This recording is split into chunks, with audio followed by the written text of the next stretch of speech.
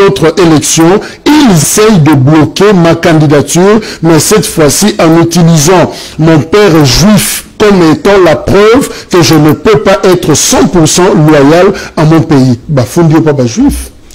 Je voudrais d'abord déplorer le langage excessif de cet acteur politique-là, M. Moïse Katumbi. Je crois qu'il aurait été utile qu'il puisse sortir publiquement et dire, au lieu de dire « ils essayent », il accuse tous les Congolais. Il aurait été utile qu'il dise « Noël Tchani a mis la proposition sur la table » et qu'il puisse épargner tous mes autres compatriotes donc des accusations futiles. Mais deux, je voudrais que M. Moïse Katumbi sache une chose. Nous sommes dans un pays qu'on appelle la République démocratique du Congo, qui appartient aux Congolais, ça n'appartient pas aux Juifs. Si lui, il va là-bas et il dit aux Juifs qu'il est Juif de père, ça veut dire qu'il n'est pas l'un de nôtres. Je pense que le peuple congolais a pris note de cela. Mais au-delà de cela aussi, les Congolais n'ont pas de leçons à recevoir de la part de qui que ce soit. Il peut aller au département d'État à Washington, il peut aller chez les Juifs, où il veut. À la fin de la journée, le Congo, c'est un pays indépendant qui va rester indépendant et qui doit rester dirigé par les Congolais. Et je répète qu'il y a nécessité, déjà à partir de déclaration de M. Moïse Katumbi devant cette association juive, qui a nécessité pour notre Assemblée nationale de planifier la discussion sur cette proposition de loi, parce que très clairement, il a démontré qu'il ne peut pas être loyal à 100% à l'égard de la République démocratique du Congo. Comment? Mais bien sûr que ça montre bien qu'il a, il a ce qu'on appelle la loyauté partagée. Quand il est avec les Juifs, il dit qu'il est Juif de par son père. Il est l'un de leurs. Et quand il est avec les Congolais, il veut nous faire croire que les Congolais. Mais la seule chose qu'il n'a pas dite dans cette présentation-là, il n'a pas dit donc sa mère elle est d'où. D'après les informations que nous avons collectées, sa mère elle est zambienne. Comment est-ce que quelqu'un dont la mère est zambienne, le père est juif, grec, italien, israélien, comment est-ce qu'il peut prétendre devenir président de la République démocratique du Congo? Et sa femme est burundaise. Moi, je pense qu'il n'a aucun lien. Il n'a aucun lien avec la République démocratique du Congo. Quand nous faisons des lois, on ne vise pas un individu. La loi, elle est impersonnelle. Mais justement, et nous, on va reprocher Noël Tchani, on a fixation sur Moïse Katumbi.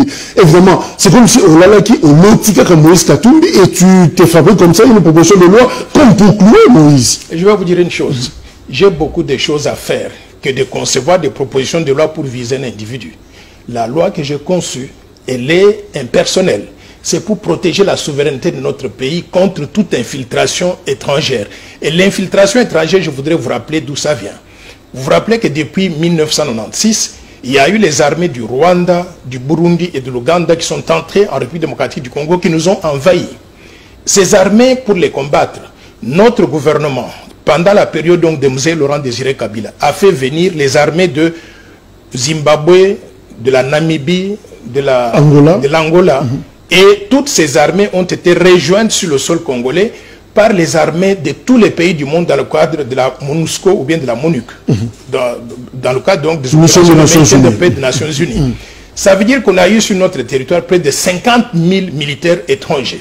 Ces 50 000 militaires étrangers se sont accouplés avec des femmes congolaises, faisant au passage près de 5 millions d'enfants.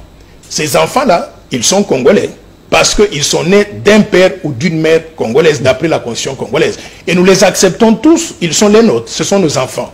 Mais ces enfants ne peuvent pas être 100% loyaux à l'égard de la République démocratique du Congo.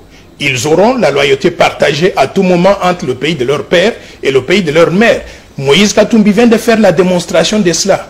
Quand il y a un problème au Congo, il va nous accuser chez les Juifs en disant, vous êtes mes oncles paternels, voyez les autres là-bas, faites la campagne à travers le monde pour les étouffer. C'est ça que nous voulons éviter.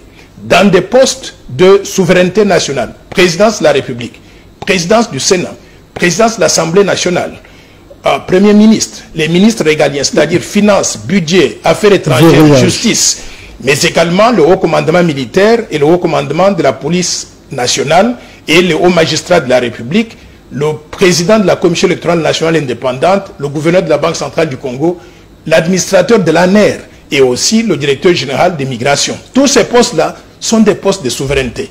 Ils doivent revenir aux Congolais nés de père et de mère congolais, c'est-à-dire des gens qui seront 100% loyaux à la République démocratique du Congo et qui ne vont pas nous accuser dans le pays de leur père pour faire la campagne contre la RDC comme Moïse Katumbi.